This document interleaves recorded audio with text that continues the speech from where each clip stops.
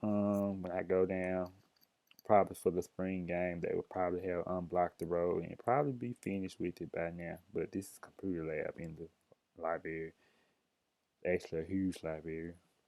It was only 3 floors. I think they added another floor on top. Engineering row, that is the main. Engineering row is probably one of the largest. Engineering is one of probably the largest colleges in the university. They have a lot of buildings with engineering. And a lot of young men go to Mississippi State to major in engineering. And the student union will be something that I will also introduce them to. This was built in 2008. It's not that old. It still looks new. I love the union. The union is one of the places where students just go hang, study, and just learn, just chill, and just do anything that they in the middle class. They have a class that's in between classes. They would go just to hang out in the union, grab a bite to eat. They changed this. They changed a lot of things up inside the union, but I know for a fact Chick-fil-A's been there forever. They also have ATMs, UPS stores, even a hair salon, video box running on the first floor. They have campus activities board inside the Union Student Association. Anything you want is inside the union. It's a real nice union. Starbucks, a pod store, all that is inside the union.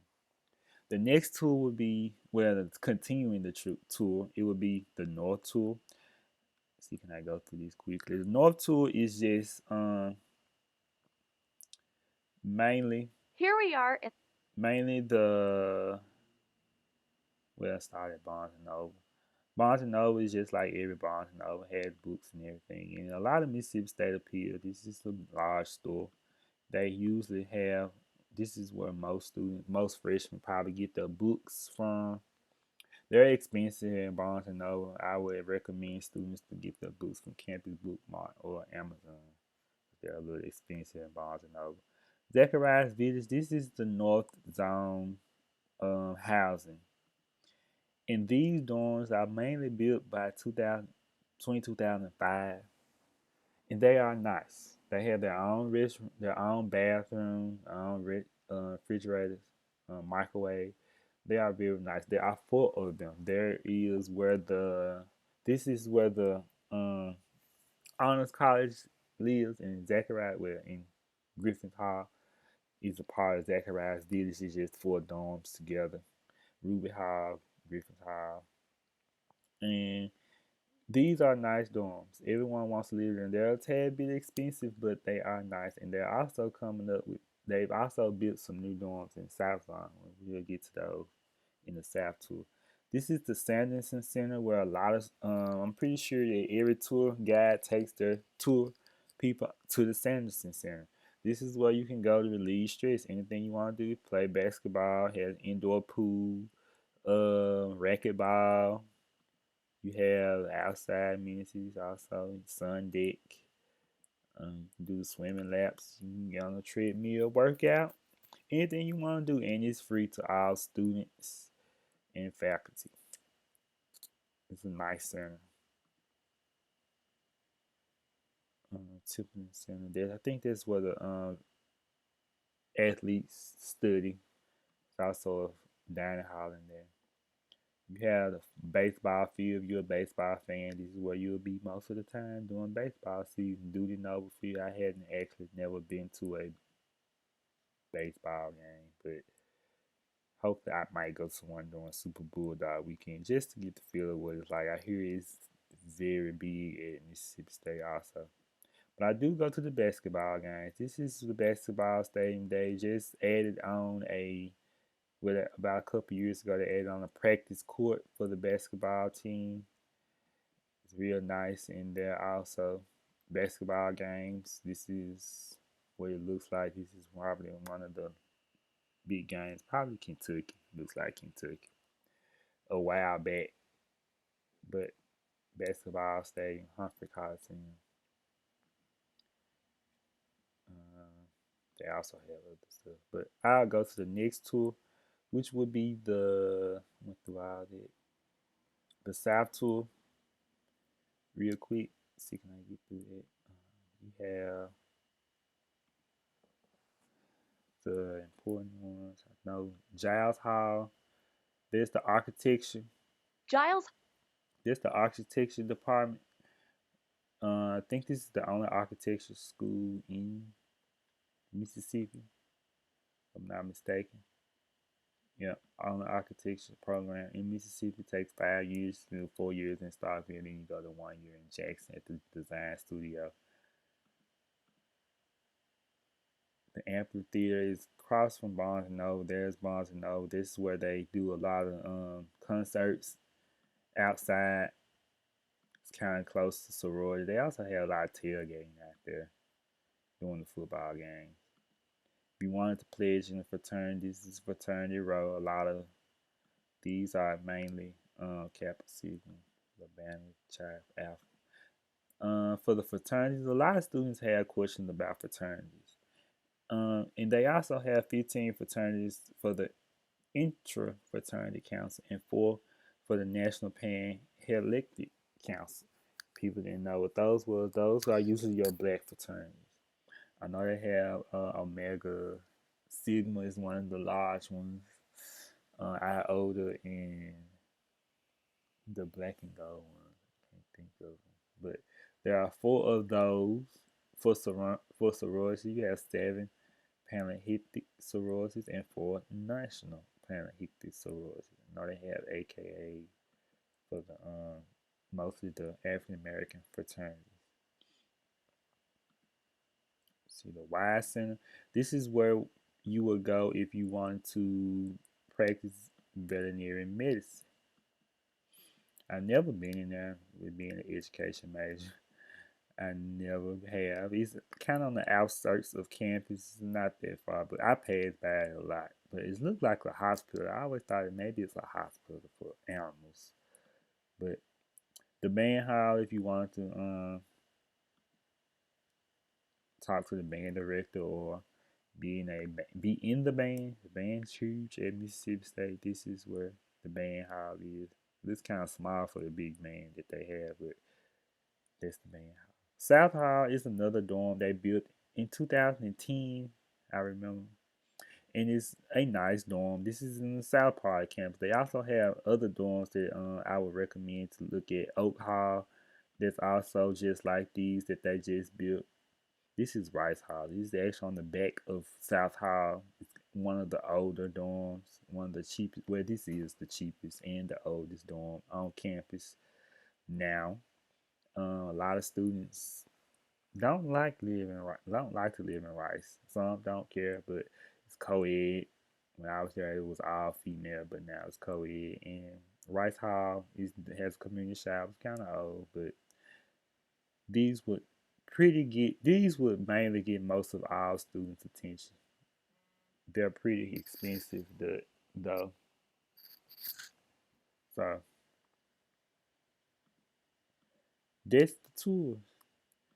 And once I get to done with the tours,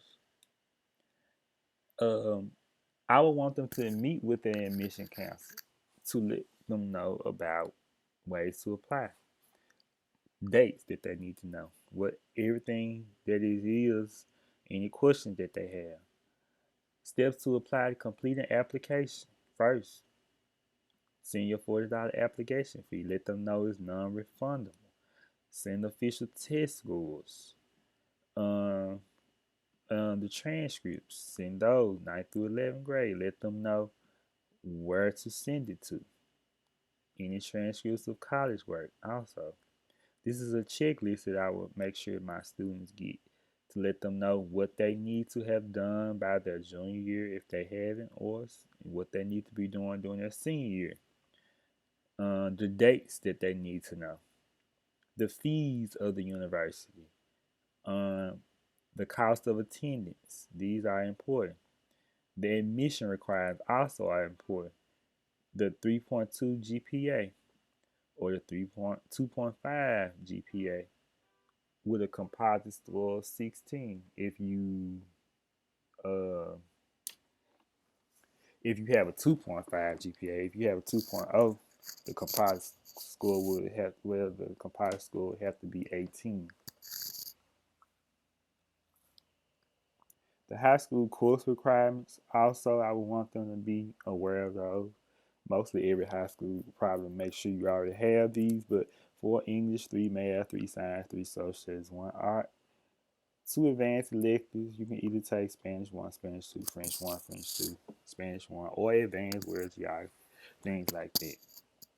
And technology half credit and 16 credits altogether.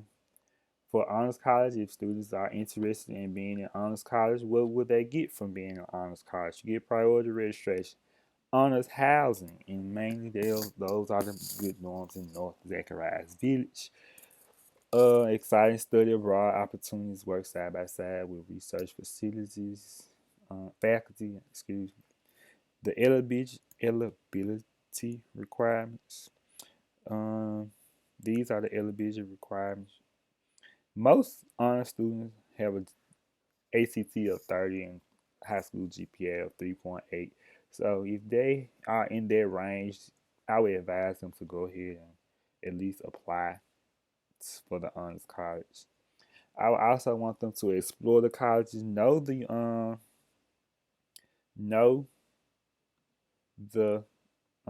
major, know about the colleges, which major you want. They have you can look at the list of majors, pick one, and see which classes you may have to take. Research that. Don't just say, "Oh, I want to be this, I want to be that." First, and then choose, and then once you get into it, you don't like it because you have to take so many math. Students need to make sure that they look first before they choose what they want. For example, if I was to choose social studies education and I wanted to see what classes I need to take, I will go here. These shows what all I need, my first core curriculum hours. Then you have the most of the junior and senior year of what all you need to take to graduate. So that's it. So I advise them to look through each college, go on their website, explore, ask questions. This is the tuition for in-state and non-residents. Most I think this is for all 4 years, so just a um, estimate. It's resident scholarship details. Same thing for admissions. There are deadlines. Let them know the deadlines. Let them know what scholarships you can get for entering freshmen. You have a 3.0 point grade point average scholarship. You have official ACT scores must be submitted. Uh, to eat. When we talk about food, freshmen are required to get a meal plan. Let them know what a meal plan is. Make sure that they understand what's offered on the meal plan. It saves you money. It saves you time. You don't have to worry about going out trying to go out into the city or to find food when you can just go into the cafeteria. You can the cafeteria is not like high school cafeterias mainly. Meal plans help. The benefits of it answer those questions. How you pay for a meal plan, when do they start and end, how do they work? Flex dollars. You can use flex dollars anywhere. If you put money on your card, you can use them at football games, baseball games, basketball games, any of those. Housing is also provided for for all freshmen. It is a requirement. You can you are required freshmen are required to live on campus with 12 more semester hours. There are kind of exceptions, but you have to meet those exceptions in order to not to live on campus. And then for moving day, there is a day, I think 2 weeks before classes start, you get to have a day where all freshmen move in and you get help from people who volunteer, students, athletes, any type of spirit group members, faculty, all people, anyone that wants to help, you get a free t-shirt and a free lunch for helping move the freshmen into their dorms. It goes kind of faster and you don't have to worry about the hassle of trying to move in with two people. You get help from the university. And housing provides a lot of these what I was telling you about earlier, these two new dorms they opened up about 3 years ago. You have Oak Hall and Mosby Hall. They are in South Zone, right behind Rice Hall. That is behind South Hall. So they are in the. This isn't what I want. This is what I want. This is Mosby Hall. I want to make sure that they are aware of what's it like to live inside the dorms. Welcome to Maryland and 2-inch flat screens that make up the TV. It's the perfect place where residents can watch videos or their favorite TV shows. With comfortable couches set up right in front, it's a great place to watch the latest game or the newest episode of your favorite TV show. But once movie night's over, you're going to have to head to bed somewhere. Let's follow Mariah to check out how residents deck out their home away from homes. Mosley Hall is a co-residential building, which means guys only have access to the guys' side using their IDs, and girls have access to the girls' side using their IDs. Since I'm a girl, I have access to the girls' side, so I can get in with just one swipe. We're here in Dana and Christina's room, where they have it decked out to feel just like home.